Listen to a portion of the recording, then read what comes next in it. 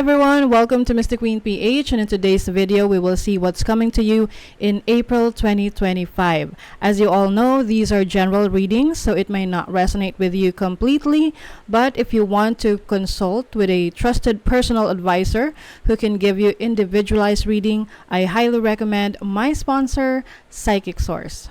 Psychic Source is the most trusted psychic service in the industry with over 35 years of experience. They provide intuitive guidance accessible to anyone through their community of professional and gifted advisors.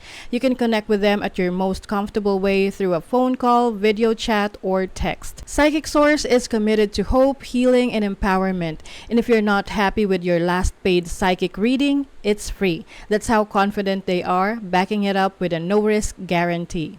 Even if I'm a tarot reader myself, I still seek guidance to gain clarity from other psychics to see a different perspective because sometimes I can be biased on how I read my own cards. And I'm so satisfied with my recent consultation with Venus. She's an advisor from Psychic Source. She gave me comfort and insights with the project that I'm working with. Now here's the good news. Psychic Source is giving an extra special discount to new customers from my channel. This is the best and highest value promotion in the industry, and other psychic brands don't even close. Just go to trypsychicsource.com/MrQueen and use my code MrQueen to try up to 40 minutes with an advisor for just $19.80. That is up to $240 value. 40 minutes will allow you to talk to multiple advisors, and you don't have to use all the minutes in one session. You can also call the number on the screen to get a reading or scan this QR code to easily access the website. Again, that's trypsychicsource.com/MrQueen or click the link in my description to connect with an advisor anytime, anywhere. Thank you so much, Psychic Source, for this opportunity. And now, let's go to your reading. Okay, Taurus, let's see what's coming to you ngayong April 2025. Please subscribe to our channel to show your support, like, share this video, at comment na rin kayo kung kayo ay naka-resonate. So, let's see, Taurus, what's coming to you ngayong April 2025. This is your overall energy, possible challenge, opportunity, your focus, and your blessing. Bottom of the deck is the 9 of Wands. So, maaring meron ka talagang pagtatrabahuhan ngayong April. It's like you are going to defend yourself. Maaring pagtatanggol mo yung sarili mo sa ibang tao, or maari ring meron kang ipaglalaban. Ipaglalaban mo yung gusto mo, yung pangarap mo. Talagang parang pinapakita mo rito na meron kang paninindigan sa gusto mong gawin. Kahit na merong mga taong against sa gusto mo or hindi ka sinusuportahan, you don't care about it. Basta alam mo na may paninindigan ka. This can be any paninindigan. Okay, so your overall energy is the 2 of Cups. So maaring paglalaban mo, relationship, ipaglalaban mo yung person mo that you are dealing with. Some of you are also connecting with someone romantically. Maaring bago pa lang to, kakakilala mo pa lang, kaya siguro yung iba sa inyo merong hindi nag-agree doon sa gusto nyo or dito sa person na to, may hindi sang-ayon. Yung iba naman, this can be like a celebration with someone na maaring meron kayong project together tapos naging successful to para sa inyo. So this can be your business partner. Your challenge is the Lovers. OMG. Taurus. So the Lovers is about your commitment. So maaring na-challenge yung commitment mo sa isang tao, yung commitment mo sa importanteng bagay sa iyo, like your trabaho, yung career mo, or yung business mo. Maari ring papasok ka sa isang responsibility. Kaya kailangan pag-isipan mong maigi ang responsibility na papasukin mo kasi mukhang seryoso to. Pwedeng isang can be related sa pera, no? Loan, financial responsibility. Pwede ring responsibility sa work na merong inoffer sa'yo na opportunity, or you may be starting your own business. So, malaking responsibility rin ang pagnenegosyo.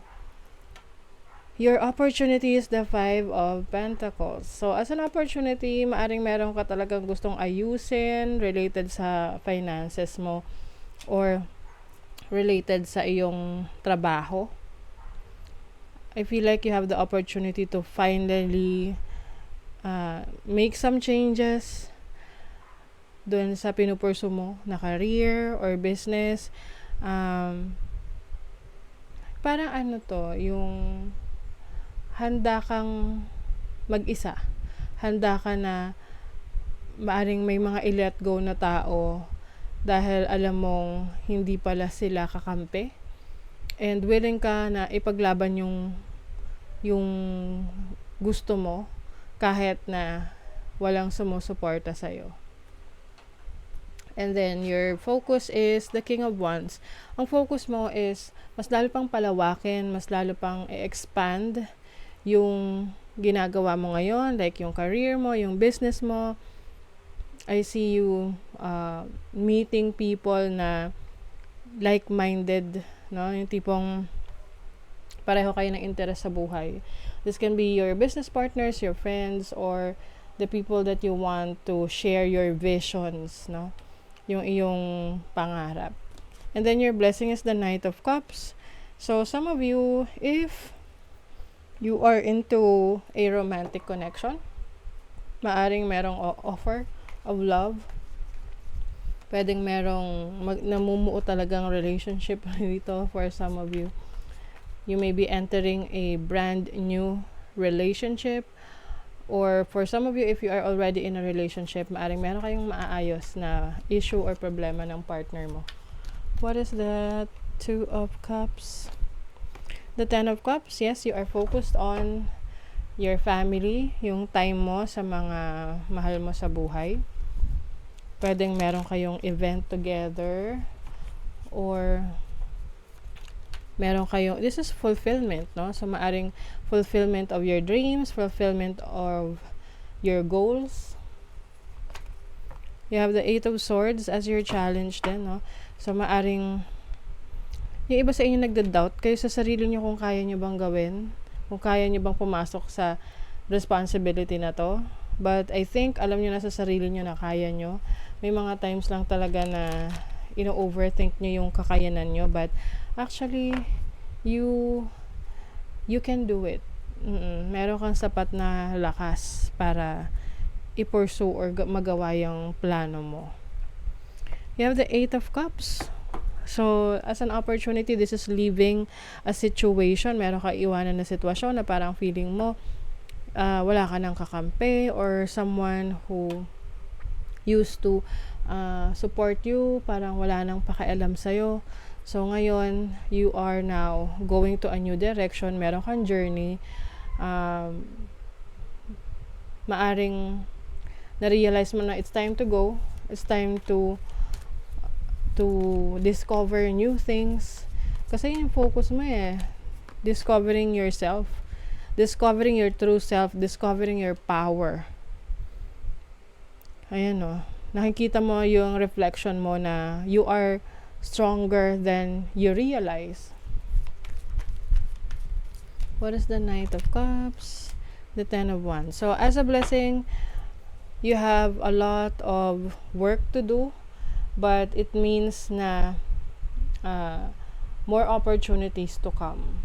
So, medyo overwhelming lang to sa'yo, pero kayang-kaya mo siyang i-handle. So, example, if you have a business, mas marami kang customers, syempre nakakapagod yun, no? But, yung balik naman nun sa'yo, diba? Mas maraming income. You have Yin, so this is your feminine energy. I think you're going to be more creative. Wow, meron kang pinupursu na life's purpose mo. And I feel like you're going to be successful here. You know, may fates na may serendipity pa. So rest assured, Taurus, na ano man tong changes na pagdadaanan nyo ngayong April, ano man tong responsibilities na papasukin mo, this is in alignment of your destiny, of your goals, of your fate, of your purpose. Yan o, yan yung mga fears, worries sa mga tense situations. So, yun yung iwasan nyo. Of course, may mga times talaga na natatakot tayo kasi may mga uncertain, diba? But you have to trust and believe in yourself.